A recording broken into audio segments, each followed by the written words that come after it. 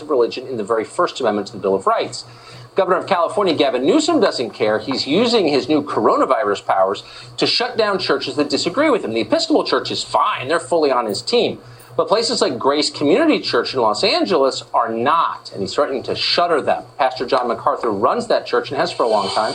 We're happy to have him on tonight. Pastor, thanks so much for coming on. Give us a quick overview of why you think you should reopen, given the coronavirus.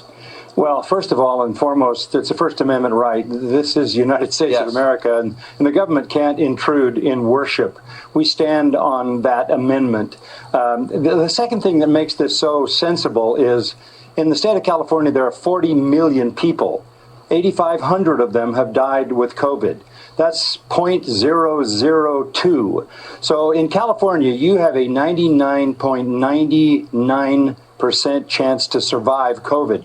So why would you shut down the entire state? And particularly when people are frightened and sometimes terrified that they're going to die, shut down the church where most of the intense relationships in our society exist.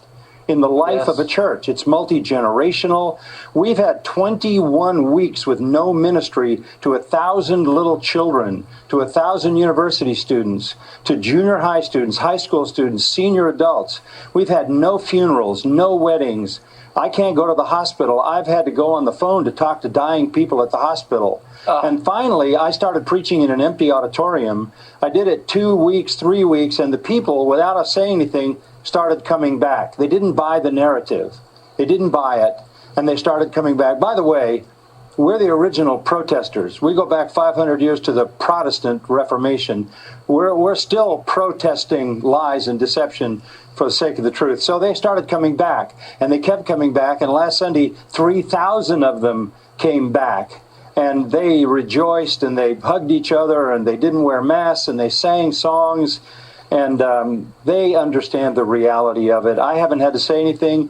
We finally put out a document, which you probably read, which affirms why this is right and why it's critical for our society. And I hope our viewers would read it. You're a brave man, Pastor MacArthur. I appreciate your coming on tonight. Godspeed. Thank you.